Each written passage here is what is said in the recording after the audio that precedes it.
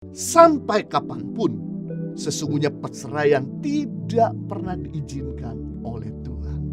Dengan kata lain, untuk setiap masalah rumah tangga sebetulnya ada jalan keluar. Jika kita mau berserah kepada Tuhan, jika kita mau merendahkan diri dan meminta pertolongan kepada Tuhan, pasti Dia sanggup untuk melakukan mujizatnya. Di dalam Alkitab, semua orang yang datang kepada Yesus dengan merendahkan diri dan memohon pertolongan kepada Tuhan, tidak ada satupun di antara mereka yang tidak mengalami mujizat Tuhan. Mereka semua menerima belas kasihan dari Tuhan.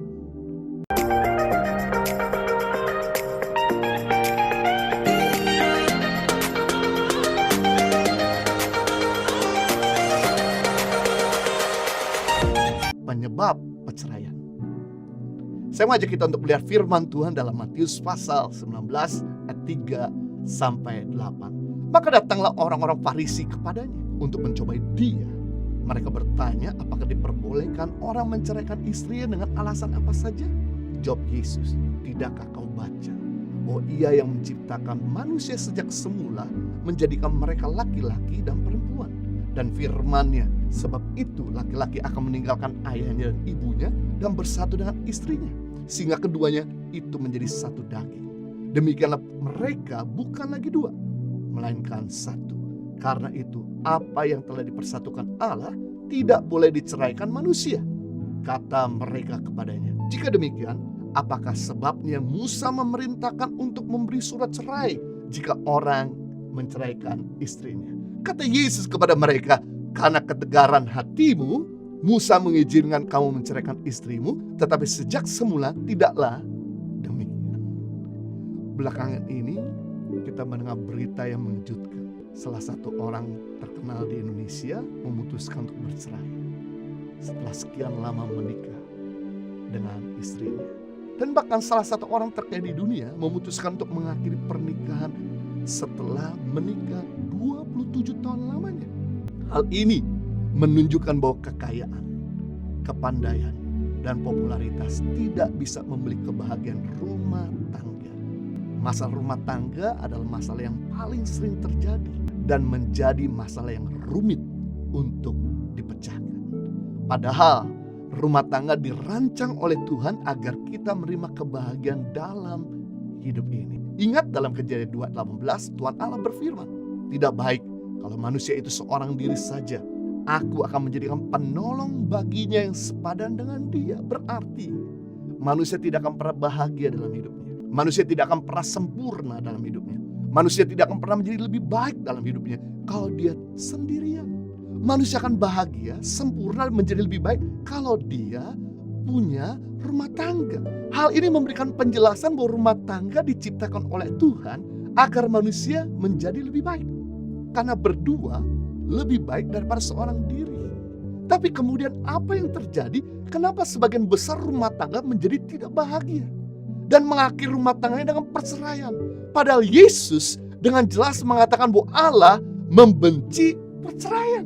Mungkin Anda berkata, daripada sudah tidak dapat tahan lagi, daripada rumah tangga terus ribut, akhirnya secara psikologis tidak baik buat anak-anak, lebih baik bercerai saja. Saya mau beritahu, kalau kita mau lakukan firman Tuhan hari ini, bagi Tuhan tidak ada perkara yang mustahil. Tuhan masih bisa memulihkan rumah tangga yang hancur sekalipun. Tuhan masih bisa berkati dan Tuhan masih bisa berikan mujizat, asalkan kita mau melakukan firman-Nya. Itu sebabnya hari ini kita akan belajar ada 3 penyebab perceraian. Yang pertama, penyebab perceraian. Perceraian dapat terjadi karena ketegaran atau kekerasan hati seseorang. Matius pasal 19 ayat 8. Kata Yesus kepada mereka, karena ketegaran hatimu, Musa mengizinkan kamu menceraikan istrimu. Tetapi sejak semula tidaklah demikian. Jadi kita bisa melihat di sini bahwa rancangan Tuhan semula tidak mengizinkan perceraian. Yesus boleh hidup berbeda zaman dengan Musa. Tetapi tentang apa yang menjadi kehendak Allah bagi pernikahan, mereka ternyata sependapat. Kebenaran Allah itu memang kekal. Yesus tidak membenarkan bahwa Musa menyetujui perceraian. Tetapi surat izin cerai yang diberikan Musa karena ketegaran kekerasan hati mereka sendiri yang memaksa perceraian. Jika kita mau berserah kepada Tuhan, jika kita mau merendahkan diri dan meminta pertolongan kepada Tuhan, pasti Dia sanggup untuk melakukan mujizatnya. Di dalam Alkitab, semua orang yang datang kepada Yesus dengan merendahkan diri dan memohon pertolongan kepada Tuhan, tidak ada satupun di antara mereka yang tidak mengalami mujizat Tuhan. Mereka semua menerima belas kasihan dari Tuhan. Sebagai contoh, wanita yang sakit pendaraan 12 tahun lamanya, ketika dia mendengar bahwa Yesus lewat di kotanya, dia memberanikan diri keluar dari rumahnya, comfort zone-nya. Karena seorang wanita kalau datang pendarahan atau datang bulan, mengalami pendarahan, maka dianggap najis. 12 tahun lamanya dia mengurung diri karena dia gak mau dihina orang. Tapi kali ini dia memberanikan diri keluar, dan kemudian dia datang dengan merendahkan hati, berlutut, dan kemudian dia mengalami mujizat dari Tuhan. Pendarahan 12 tahun berhenti seketika. Bahkan orang yang sakit kusta, ketika datang kepada Yesus memohon kesembuhan, akhirnya dia beroleh kesembuhan dari Tuhan. Yairus, kepala rumah ibadat yang anak perempuannya sakit parah dan kemudian mati, ketika dia datang sama Tuhan Yesus dan memohon pertolongan, Yesus sembuhkan dan bangkitkan dari kematian. Tuhan paling tidak tahan ketemu dengan orang yang rendah hati dan lemah lembut. Rendah hati itu menarik mujizat yang baru, atau media menghadirkan mujizat yang nyata. Sedangkan kelemah lembutan itu media memulihkan hubungan yang hancur. Sekali lagi, rendah hati itu menarik kasih karunia dari Tuhan. Sedangkan kelemah lembutan itu menarik kasih karunia dari sesama. Kerendahan hati itu memulihkan hubungan kita dengan Tuhan. Sedangkan kelemah lembutan itu memulihkan hubungan kita dengan sesama. Jadi kalau kita ingin mendapatkan favor from God, humble, rendah hati. Kalau kita pengen dapat favor from men and others, kita perlu lemah lembut. Karena persoalan terbesar dan terbanyak yang terjadi dalam kehidupan kita sehari-hari disebabkan karena ketiadaan kelemah lembutan. Hubungan suami dengan istri bercerai karena hati yang tidak lemah lembut. Hubungan adik dan kakak tidak bicara puluhan tahun karena mulut yang tidak lemah lembut. Hubungan atasan dan bawahan bisa bertengkar karena sikap yang tidak lemah lembut. Ternyata ketiadaan lemah lembutan penyebab persoalan terbesar dan terbanyak dalam hubungan kita sehari-hari. Itu sebabnya firman Tuhan berkata dalam Matius 5 ayat 5, berbahagialah orang yang lemah lembut, karena mereka akan memiliki bumi. Kata berbahagia dalam bahasa Yunani atau dalam bahasa asli artinya makario, yang arti kebahagiaan begitu besar, kebahagiaan yang begitu langgeng, ketenangan yang begitu besar, ketenangan yang begitu langgeng. Kebahagiaan dimiliki oleh pembesar-besar dan petinggi-petinggi. Jadi kalau kita ingin memiliki kebahagiaan yang permanen, kebahagiaan yang kekal, kebahagiaan yang besar, yang kita lakukan adalah yaitu lemah lembut. Kebahagiaan tidak didapatkan dari banyaknya harta. Kebahagiaan tidak didapatkan dari tingginya jabatan. Kebahagiaan tidak didapatkan dari kepandaian seseorang. Kebahagiaan tidak didapatkan dari wajah yang cakep. Tapi kebahagiaan didapatkan ketika kita lemah lembut. Jangan pernah berpikir ketika kita menang pertengkaran kepada pasangan kita membuat kita bahagia. Atau kita menang pertengkaran kepada teman kita membuat kita bahagia. Ingat, 1 jam Anda menyimpan dendam, 1 jam Anda kehilangan damai sejahtera. 1 hari Anda menyimpan kekecewaan, 1 hari Anda kehilangan sukacita. 1 tahun Anda menyimpan pahit, 1 tahun Anda kehilangan kebahagiaan.